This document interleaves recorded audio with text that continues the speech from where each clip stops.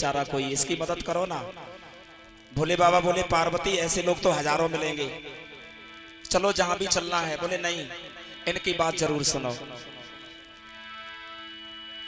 आज मैया पार्वती भोले बाबा वहां पहुंचे हैं, सब हकीकत जाने की बहुत गरीब हैं, कुछ है नहीं हमारे पास में।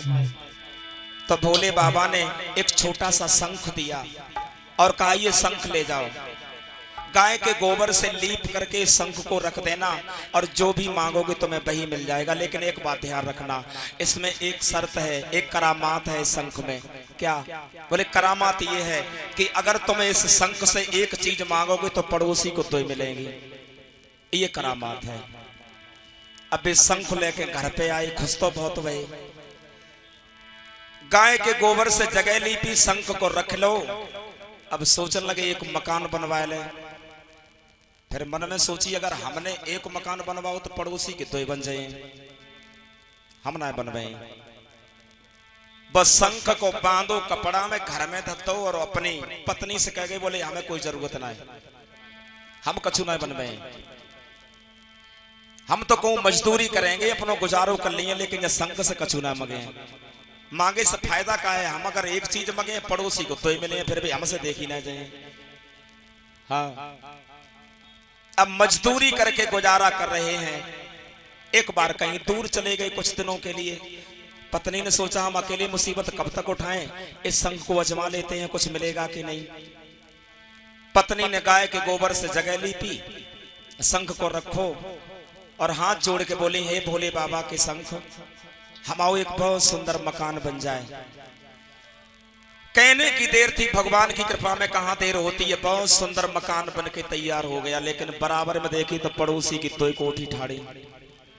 पत्नी ने कही हमें क्या मतलब, हमें अपने मकान में रहने हैं। अगले दिन फिर शंख रखो। अब की बार बोली हे भोले बाबा के शंख, हमारे घर एक बहुत सुंदर भैंसे आ जाए दूध देवे वाली। अब घर में एक भैंसी हुआ है गई, पड़ोसी की यहाँ दो बंदी गई। बड़ा अच्छा गुजारा होने लगा, दूध खाएं आराम से, घर में रहें, अब कोई चिंता ना है। 15 दिन बाद पति महाराज लौट के आए तो देखी हमारी जहां झुपड़िया आती तहां तो कोठी ठाड़ी है। दरवाजे बहुत सुंदर भैंस बंधी है। पत्नी से पूछी ये सब कहां से आओ? बोले भोले बाबा के शंख से हमने ये सब प्राप्त करो है। फिर घर में से निकले, देखे पड़ोस अब दो कोठी ठाड़ी है, तो दो भैंसियां बंधी है पड़ोसियों के। उन पे ना देखो गो, जबकि जाओ जल्दी गाय को गोबर लेके आओ। गाय के गोबर से फिर जगह लिपवाई। अब उनने शंख रखो और वे बैठे और बोले कि हे भोले बाबा के शंख, हमारी एक टांग टूट जाए। अपनी एक टांग तोड़ी, पड़ोसी की दोनों टांग टूटी। अगले दिन फिर शंख रखो। बोले हे भोले बाबा के शंख, हमारे दरवाजे पे कुआं बन जाए। पड़ोसी को दरवाजा ही बंद हुई हो, दो कुआं खोदेंगे कि शंख में। ये करामात थी कि पड़ोसी को डबल मिले, पूरा दरवाजो बंद। तीसरे दिन फिर बैठे हे भोले बाबा के शंख, हमारी एक आंख फूट जाए। पड़ोसी बिल्कुल अंधो। यही दशा है इस समाज की कि तुम दुखी कैसे हो, हम भय करने को तैयार हैं। तुम कैसे हो दुखी हो, और तुम अगर दुखी हो तो हम सुखी हैं। दूसरे को दुखी करने में ही इंसान लगा हुआ है, अपने को सुखी मानता है। नारद कहने लगे कंसराज, अगर नंद बाबा ने थोड़ी मेहनत करके पैसा इकट्ठे कर लिए हैं, सुख से रहने लगे हैं, तो तुम्हें क्या दिक्कत है? कंस कहने लगा बाबा नारद, तुम्हें नहीं मालूम है मैंने कितने राक्षस भेजे हैं, किसी ने आकर के ये नहीं बताया कन्हैया गोरा है, काला है, या छोटा है, या मोटा है। बाबा नारद कहने लगे कंसराज एक बात बताओ। एक ना बाबा जी दो पूछो। तुमने इलाज कराया अपनी बीमारी का? इलाज तो मैंने बहुत करा, बड़ी बड़ी अच्छी टेबलेटें खाई, बड़े बड़े अच्छी कैप्सूल खाई, लेकिन कोई फायदा नहीं हुआ। कौन कौन सी दवाई खाई? हमने दवाई तो ऐसी ऐसी खाई है, अब तुम्हें मैं क्या बताएं, हमने सलपास की डब्बी 6 खाई ली है बिना पानी की, लेकिन फायदा तो कुछ नहीं बहु। और 12 बोरी है कम से कम 15 खाइए तो ठीक ना भाई। ऐसा लारी 36 खाइए। और बच्चा जो कच्चा खोले कर तो भी गोली बे तो मैंने बिना पानी के ऐसी ली ली, लेकिन कोई फायदा नहीं हुआ। कंसरा हाँ दवा तो अच्छी खाई है तुमने, बहुत बढ़िया, बड़े बड़े हकीमत लगाई है। ज्यादा चिंता में बैठे हो तुम्हें हम एक उपाय बताते हैं। बताइएगा बताइए। तुम ऐसा करो, कैसा करें?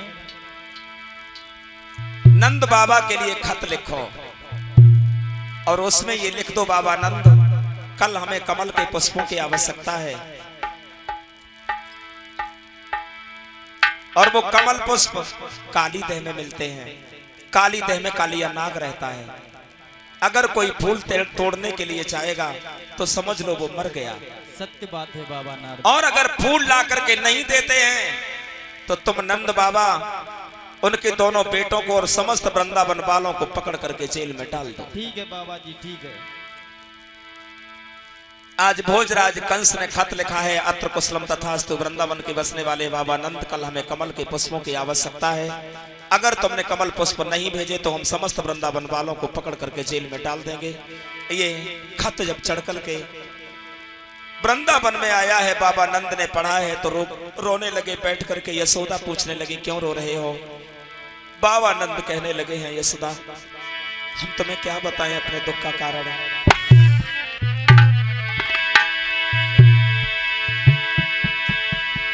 ओ यशोदा कंस ने काली दे से कमल के फूल मगाए,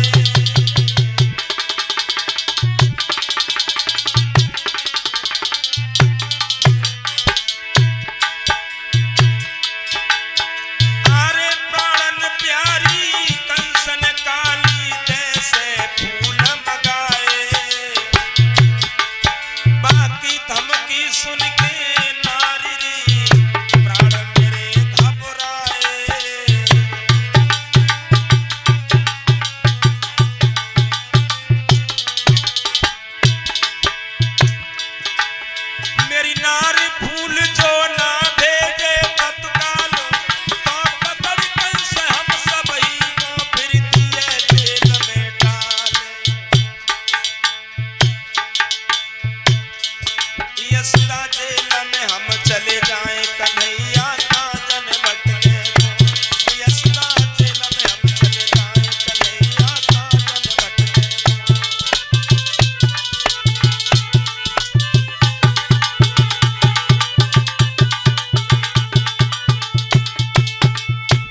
इतनी बात सुनी है, यशोदा भी बैठ करके रोने लगी। ये क्या हुआ?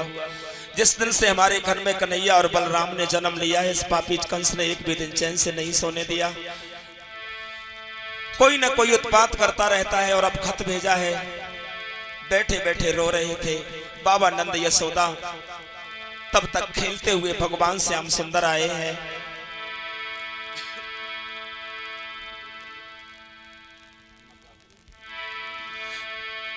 कहने लगे हैं यशोदा मैया, अरे यशोदा हमें बहुत तेज भूख लगी है माँ, हमें माखन मिश्री दे दो।